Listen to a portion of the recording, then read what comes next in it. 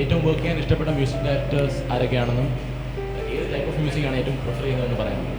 എന്താ പേര്? പരമേശ്വരൻ. പരമേശ്വരൻ. അങ്ങനെ ഏറ്റവും ഇഷ്ടമുള്ള മ്യൂസിക് ഡയറക്ടർ എന്നൊക്കെ ചോദിച്ചു കഴിഞ്ഞാൽ അത് ഭയങ്കര കൺട്രോവേഴ്സ്യലായി മാറും. അതല്ല, ഞാൻ തമാശയ്ക്ക് പറഞ്ഞതാണ്. എനിക്ക് എല്ലാ മ്യൂസിക് ഡയറക്ടേഴ്സിനെയും ഇഷ്ടമാണ്. പറഞ്ഞു കഴിഞ്ഞാൽ ഓരോ മ്യൂസിക് ഡയറക്ടറിനും ഓരോ അവരുടേതായിട്ടുള്ള എന്താ പറയുക സ്പെഷ്യൽ ക്വാളിറ്റി ഉണ്ട്. ചിലർ മെലഡിയിൽ വളരെ അഡ്വാൻസ്ഡ് ആയിരിക്കും, ചിലർ മ്യൂസിക് അറേഞ്ച്മെൻറ്റിൽ വളരെ അഡ്വാൻസ്ഡ് ആയിരിക്കും, ചിലർക്ക് സൗണ്ടിന് നല്ല സെൻസ് ഉണ്ടാവും. അപ്പം ഓരോ ഡയറക്ടറിൻ്റെ അടുത്ത് വർക്ക് ചെയ്യുമ്പോഴും നമുക്ക് ഓരോന്ന് പഠിക്കാനുണ്ട്. അപ്പം എനിക്ക് എല്ലാവരും ഒപ്പം വർക്ക് ചെയ്യാൻ ഇഷ്ടമാണ്. പിന്നെ പ്രിഫറൻസ് ഓഫ് മ്യൂസിക് എന്ന് പറഞ്ഞു കഴിഞ്ഞാൽ അതും എല്ലാതരം മ്യൂസിക്കും കേൾക്കാറുണ്ട്. പക്ഷേ ചില വീക്ക്നെസ്സുകളുണ്ട്. ഹിന്ദുസ്ഥാനി ക്ലാസിക്കൽ മ്യൂസിക് കുറച്ചധികം കേൾക്കും, ബാക്കിയുള്ള മ്യൂസിക് കേൾക്കണേക്കാട്ടും അധികം. പാടിയതിൽ വെച്ച് ഏറ്റവും ഇഷ്ടപ്പെട്ട ഒരു പാട്ട് ഒന്ന് പാടാം. പാടാലോ.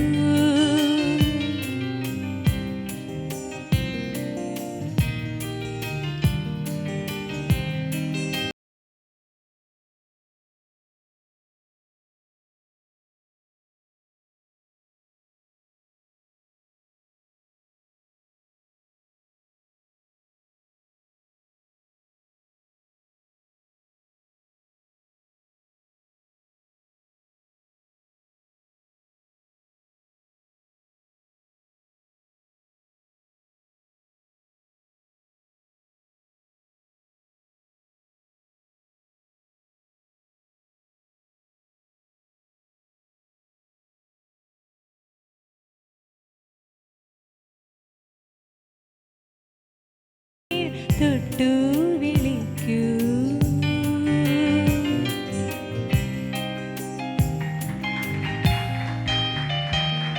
Thank you. ഗായത്രി ചേച്ചി ഹോബീസൊക്കെ ഒന്ന് പറയാമോ? എന്തൊക്കെയാണ് ഹോബീസ്? മെയിൻ ഹോബി പറഞ്ഞാൽ വായനയാണ്.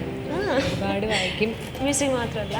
മ്യൂസിക് മാത്രമല്ല. കാരണം വെച്ചാൽ ഞാൻ താങ്ക് യു, MA ലിറ്ററേച്ചറാണ് എൻ്റെ അക്കാഡമിക് ക്വാളിഫിക്കേഷൻ എന്ന് പറഞ്ഞു കഴിഞ്ഞാൽ. അപ്പം അതുകൊണ്ട് റീഡിങ് ഭയങ്കര പാഷനാണ്.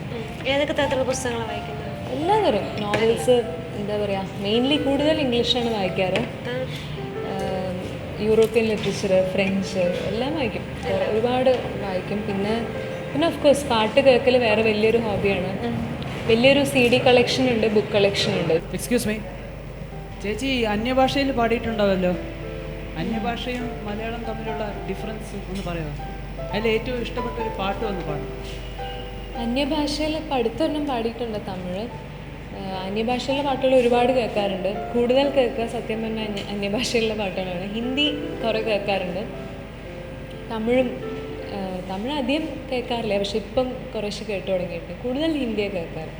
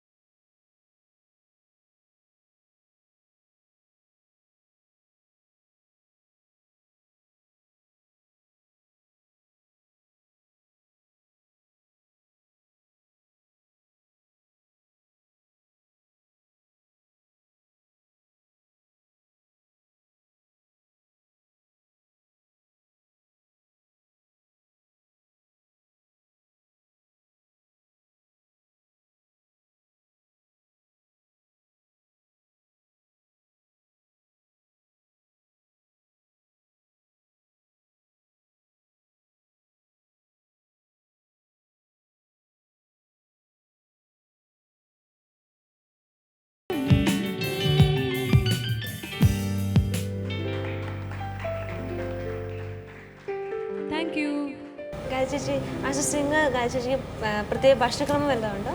ഭക്ഷണക്രമം എല്ലാവരും ചോദിക്കണ ചോദ്യമാണ്. അങ്ങനെ പ്രത്യേകിച്ച് എന്താ പറയുക, അങ്ങനെ സ്പെഷ്യൽ ഭക്ഷണക്രമം ഞാൻ അധികം റെസ്ട്രിക്റ്റ് ചെയ്യാറില്ല. അങ്ങനെ റെസ്ട്രിക്റ്റ് ചെയ്തുള്ള ഇമ്മ്യൂണിറ്റി മുഴുവൻ പോയി. പിന്നെ മനസ്സിലായി അതുകൊണ്ടൊന്നും വലിയ കാര്യമില്ല എന്ന് മനസ്സിലായി.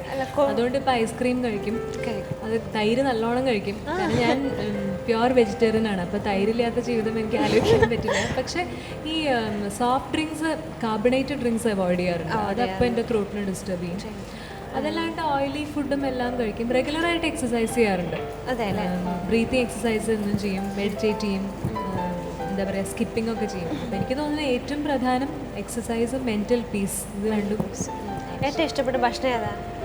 ഭക്ഷണം ഭയങ്കര ഫുഡ് ക്രേസിയാണ് ഞാൻ. എനിക്ക് എല്ലാതരം ഭക്ഷണം, ഇറ്റാലിയൻ ഫുഡ് ഭയങ്കര ഇഷ്ടമാണ്. പിസ്സ, പാസ്ത, അങ്ങനത്തെ സാധനങ്ങൾ. അതല്ലാണ്ട് നമ്മുടെ നാടൻ ചോറ്, പരിപ്പ് എല്ലാം ഇഷ്ടമാണ്.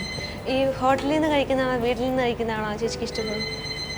കുറച്ച് ദിവസം വീട്ടിൽ കഴിച്ചാൽ എനിക്ക് ബോറടിക്കും. അപ്പോൾ ഹോട്ടലിൽ ഫുഡ് വേണം. അങ്ങനെ എന്നാൽ ഹോട്ടൽ ഫുഡ് മാത്രമായ അതും മടുക്കും. അപ്പോൾ രണ്ടും ഒരുപാട് പുറത്തു പോയി അല്ലെങ്കിലേ ഇഷ്ടംപോലെ ട്രാവൽ ചെയ്യുന്നുണ്ടല്ലോ. അതുകൊണ്ട് അതൊക്കെ ശീലമായി, എല്ലാം കഴിച്ച് ശീലമായി.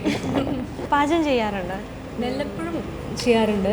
ഞാൻ അങ്ങനെ റെഗുലർ വീട്ടിലില്ലാത്തതുകൊണ്ട് ഇപ്പം കുറേശ്ശെ പഠിച്ചു തുടങ്ങി. ഇപ്പം അടുത്ത് കല്യാണം കഴിഞ്ഞ കാരണം ഇപ്പം പഠിച്ചു തുടങ്ങി. വല്ലപ്പോഴും എന്നാൽ എനിക്ക് കുക്കിംഗ്, ചിലർക്ക് കുക്കിങ്ങിനോട് ഭയങ്കര ക്രേസ് ഒക്കെ ഉണ്ട്. അങ്ങനെയൊന്നുമില്ല. മ്യൂസിക്കിനോടാണല്ലേ ക്രേസ്? സാധാരണ ഫിലിം ഫീൽഡിലുള്ളവർ വിവാഹം കഴിഞ്ഞാൽ ഫീൽഡ് വിട്ട് പോകാറാണ് പതിവ്. പക്ഷേ ചേച്ചി വിവാഹം കഴിഞ്ഞതിന് ശേഷമാണ് ഈ ഫീൽഡ് ഒത്തിരി തിളങ്ങിയത്. അപ്പോൾ ചേച്ചിയുടെ ഹസ്ബൻഡിന് ഇതിലുള്ള കോൺട്രിബ്യൂഷൻ എന്താണ്? എന്താ പേര് മോളുടെ? ദേവിക. എവിടെയാ വീട്? എവിടെയാ? നെടുമങ്ങാട്.